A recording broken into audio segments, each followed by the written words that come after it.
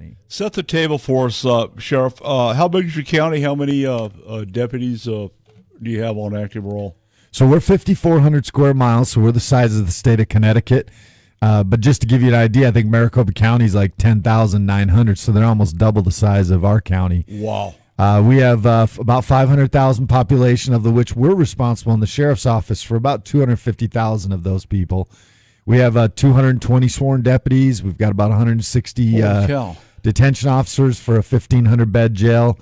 And we've got about 650 employees if you count all of our posse and volunteers and all that as well. So, yeah, do you have those 1,500 beds filled up? No, we run about daily population between about 550 and 600. Wow. So we've been pretty fortunate. We've got a good county attorney that does a good job of keeping the people that need to be in there and trying to find the help for those that don't. Sheriff, what are you seeing with your own eyes or through the eyes of your deputies as far as border crossing here in Arizona? Well, we're seeing those statistics. You know, fortunately in Pinal County, because of where we are, we're about 60 to 70 miles off the border. And so we don't get a lot of the women and the children just because of that trek through the desert. They've got to come through the reservation that's on the south end. But what they do is the cartel bogs down the ports with those unaccompanied minors and the women, which leaves the desert areas wide open for them to traffic humans and drugs through. It's a distraction. The cartel's making as much money off of humans as they are off of drugs right now. We had 49 apprehensions about a week ago with our aviation unit, 18 the other day. And this summer, we'll spend the majority of our time doing humanitarian missions, saving these people they leave behind. Well, I read some stats and talked to some folks that shall remain nameless at their request, but the cartel's looking at making that they know about $15 million a day. That's just what they know about. I believe it. Oh, yeah. I mean, look, the policies of this administration, and I'm not trying to get into politics, but the policies are what they are, and what it's doing is it is laying the groundwork, or it's making it possible for the cartel to make an exorbitant amount of money. Well, I said in one of my blogs that perhaps the best thing for me to do is go to work for Joe Biden. I mean, do the math. I mean, the money's good. Right? Actually, it's probably better if you just stay at home. Well, that's the thing. Exactly what they're doing. It's tactics. These are tactics, and they'll do it in the desert. They'll leave one person behind. They'll call 911 and say, hey, look, we left this person here at these coordinates. They're sick. They got hurt, whatever. And they know we're going to go find them. And while we're doing that other group of 10, 15, 20, they just continue to push on through right into our communities. And so they tie up our resources, and that's what they're doing with the women and the children. Well, they do that same thing that Biden's administration is doing. And, I talked about this. I don't want to spend a lot of time on it, but the art of distraction is a key part of war. War is an art, and we're in one. Especially now with the Biden administration. It's funny because if you're a Christian, you'll say, "Oh, I can't believe this is going on." Well, it's kind of in the Bible. It's been going on before Christ. But you brought up a good point though, as far as the distractions that they're using. And it always concerns me when the government's allowing you to focus on this. They're not trying to make the immigration thing go away. No, they're not. So they want you to focus on it, which makes me concerned. What else are you trying to do that you don't want me to know about? What's this right hand going to do to me? Yeah, well, and they're trying to do a lot of different things. They've been trying to attack the Second Amendment. Sure. They do not want this audit to go take place here in Arizona. I mean, there's just a lot of different things that are happening behind the scenes that I just hope Americans need to open up their eyes. Be careful how much media you intake, because a lot of that media is pushing you down one way. Yeah, and what media? And there's very little good journalism out there anymore. A lot of it is just it's got an agenda. It's got bias. Seriously, he cannot speak more truer words. Thank Seriously, you. the media lies more than my neighbor sneaking into his house at 3 a.m. so his wife. He was really bowling. Yeah. Yes, he was. They are twisters of words and confounders of truthful people. That's exactly. Yeah, absolutely. we interviewed, actually spent quite a bit of time with a rancher down there, John Ladd. Oh, I know John real well. Really Great a man. great guy, got a great story. Guy. They've been there for damn near 130 years now at this point. So, they were popping on an average of 57 a day coming across his land. And, you can sit there at the ranch house Well, they look at the border wall. Yeah, they estimate in the first quarter there was 60,000 gotaways in the Tucson sector. Now, Tucson sector is Cochise County, Santa Cruz, Pima, and Pinal. And so 60,000 gotaways, which that means people that they saw on the cameras, we saw on the helicopters, we saw that we pursued in a vehicle. Yeah. That's 60,000 gotaways. Those are people that did not want to be caught. Then you have 170,000 they let in a month. Then you have the 50, did you say 50,000 children? Yeah. I've heard they've had over 20,000 still, in their facilities down there. This is a major problem, and Americans need Del to know Rio, that. they're just dancing across the Rio Grande. We're a mockery right now. We're a laughing stock, and nobody's taking us serious. That's why everything's falling apart outside of America as well. It's because we're losing our grip. Sheriff, that last remark is falling apart outside. I am really concerned with that because Biden's poked Russia.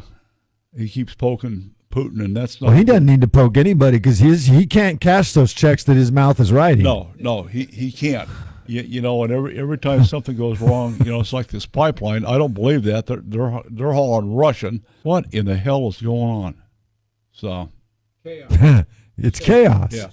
Single adult encounters year to date, 410,000, and then some. Those are encounters. Yes. So that's who they've found. So you gotta how many you call them gotaways? Yeah, and how many got through that we didn't see that we don't even know are gotaways? Yeah. Well, that's. I can tell you when we see a group of 20, if we can catch all 20, we're lucky. Yeah. Or if I pursue a vehicle and 15 people bail out of a vehicle, we're lucky if we catch 2 or 3 of them. Yeah. So there's so many of them that come into this country that we just don't know about. But, they're going to get a clue because these guys are coming to a neighborhood near you now. Yeah. It's happening. That's right. I do business. Well, here's the thing. I tell people all the time. If you have drugs in your community, you have cartel. And humans were trafficked and drugs were trafficked. This is not a political issue. It shouldn't matter if you're a Republican or a Democrat or independent. If you care about human beings, you should care about border security because those people's rights are being abused on a daily basis. Yeah. They rape the women. They use the children as pawns. Yeah. They abuse the children. They extort the men. And then they bring in dangerous drugs like methamphetamines and fentanyl into our neighborhoods, and they're killing our American people. There was I used to hunt down there, and there was a time that I'm not going there. Yeah. That was shots fired in Arivaca Canyon a couple times. They shot at me. I shot at them. I got in my truck and went and took off all over a whitetail. And the trash they leave in the desert. I've been trying to bring attention to that. The amount of trash they leave in our desert is shameful. Have your PAO get in touch with me. We'll cover it for you. Okay. Yeah, seriously. Yeah. The majority of these people that are being trafficked in here and the drugs that are being trafficked in here are not designed to stay in our counties. They are not even designed to stay in Arizona. The majority of that makes its way across this country into states in the Midwest, Illinois, the coastal areas. They estimate that over almost 50% of all illegal drugs that come into America come through Arizona's southern borders. And so this is an America issue. And one of the things that we're all facing above and beyond, here we're facing the immigration issue, but it's the fentanyl crisis, the methamphetamines that are coming across. Last year we had 754 COVID deaths. Well, we had 795 overdoses. Now, fortunately, not everybody died, but those are the overdoses we knew about that were reported to us. That's 2 a day. Yeah, we're getting an awful lot of intel that fentanyl is coming into Mexico from China. Any information? I don't think that's true anymore. I think it was, and I think COVID was about the last straw. I think that Mexico's producing their own fentanyl, And then they were shipping a lot of granular fentanyl, the powder. Now they're punching them into M30 fentanyl pills. Yeah. They can produce those on the Mexico side, and then they can transport them in here. Just to give you an idea, in 2018, Pinal County, we had 0 M30 fentanyl pill seizures. In 2019, we had 677 pills. In 2020, we had over 200,000 M30 fentanyl pills, and we expect that'll blow out the water. New Mexico, they had 18,000 fentanyl pill seizures last year. They're already at 100,000 in the first quarter. This is what people are dying from in our communities, our children, our brothers and sisters, our parents, our grandparents. This is what we're dealing with. And it is going to be a crisis for this country in a way that we don't even understand yet. Yeah. And what used to be 1 to 2 year trends where it would come into Arizona and then a year, 2 years later, you'd see it there. We're starting to see that now within months where those drugs are making its way across this country and affecting everybody. That's scary.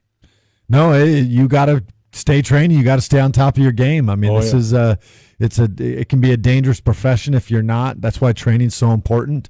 Luckily, we live in a great county where we don't have that defund the police nonsense. As a matter of fact, our supervisors understand the need to fund more. And in reality, first of all, it's unfair to impugn an entire profession for the actions of a few. Yeah. That's no different than me impugning an entire race because a guy of a certain race committed a certain crime. If he robs a bank, that doesn't make that whole race of people bank robbers. Just if one bad cop doesn't make us all bad.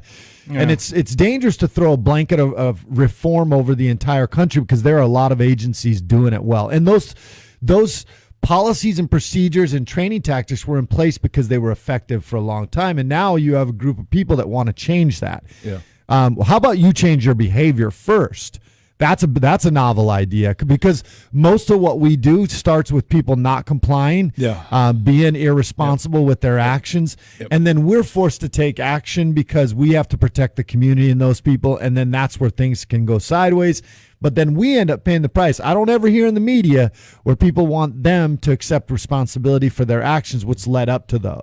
So we don't buy into the defund stuff. As a matter of fact, we're working hard to fund our guys more because the way to do it, and I'll just say this real quick, the way to fix it if you think there are problems is not by defunding, it's more funding so you can actually train your guys more than what I would love to train my guys more. I don't have the budget or the manpower. And then you need more boots on the street so that we can actually pull guys off of the street if they go through a nasty call and that affects them for the rest of their shift.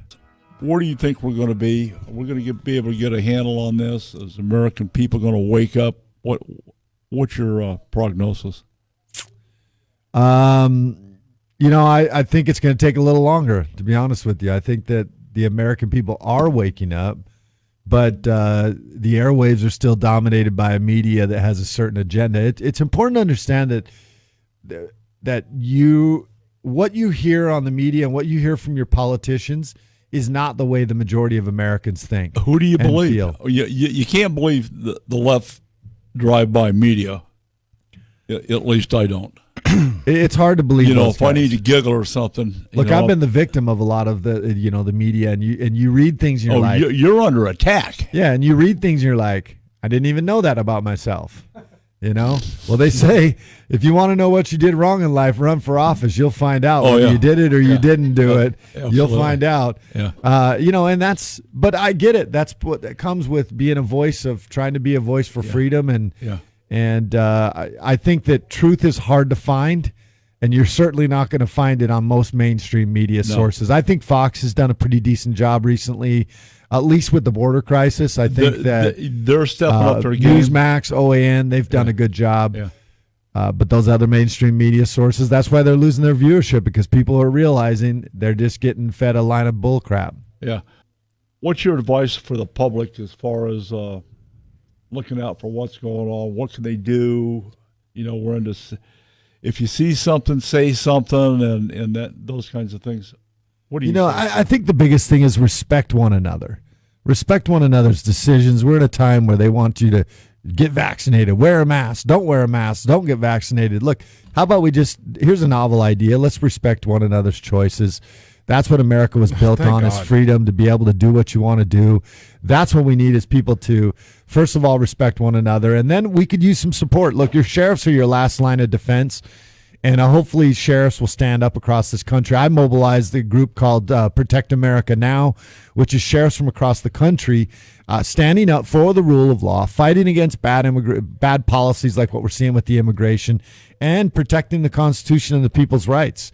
And you can check it out at protectamericanow.com. But those are some of the ways to do it. Yeah, you just hit something really key, and this is what it's all coming down to. Okay, let's get back to what you're seeing on this new American Sheriff Network. When do you guys go live? We are target date right now is the 24th, but it'll probably be sometime that week if it's not the 24th. So this month, this month. Wow. So we're going to be showing ride-alongs. We're going to be showing training. We're going to be showing the sheriffs. We're going to be talking to different sheriffs from across the country. We're going to show the different parts of America. It's going to be. We're going to tell you about the real sheriffs and their stories. It's going to be cool. How cool is that? It's going to be on AmericanSheriff.com, so it'll be its own thing. It's going to be a subscription, so they can't cancel us. Yeah, nice. And then we're also going to. The app will have hopefully within a month to 2 months after we go live, because that's when we can start doing the app. Okay. So you can actually get on your smart TV, and you'll be able to find the American Sheriff Network app. We just don't have it. We've got to launch it, and then within a month or two, we'll be able to get the app on the Roku and smart TV. I'm excited. I'll look forward to that. Well, we're going to do something. We're going to do what's called the 2-second challenge. Got a guy named Travis Yates who teaches courageous leadership. Outstanding guy, Tulsa PD guy. We're going to do a 2-second challenge where we're going to invite politicians from across the country, AOCs, all these people that like to run their mouth, and we'll see if they show up. And we're going to run them through a 2-second challenge thing. We'll see how well you do when having to make a decision that these police officers have to make every day. And so I think it'll be good. I hope people show up. And if they don't, then I want to volunteer, Mark. And it's funny you say that politics. It's funny because I just am saying I'm not afraid. If I lose the vote, then it is what it is. Yeah. I'm just was raised that you do what's right no matter the cost. And so all I'm trying to do is be a voice of reason, common sense, and speak what my people that I represent, the voters, that's who I work for. I try to speak what I feel like they're saying and feeling, and be a voice for them. And I don't look at it as politics. I look at it as just speaking truth. But people are so hungry for it now that they're attracted to it. It's crazy. Well, you're quite the item here. We need to do a little background on you. Married, single. We got some women asking some questions. Married, going on 27 years, 5 kids. Attaboy. And she's a crack shot. No, it doesn't. It's not going to stop him. Look, I'm flattered. I got a great wife. She's a good woman, and she's it's not easy being married to a politician or a sheriff and she's a good trooper. Well, you're turning into quite the politician, aside from being a great sheriff. All right, Sheriff, God love you, man, for doing what you're doing. Thank you, guys.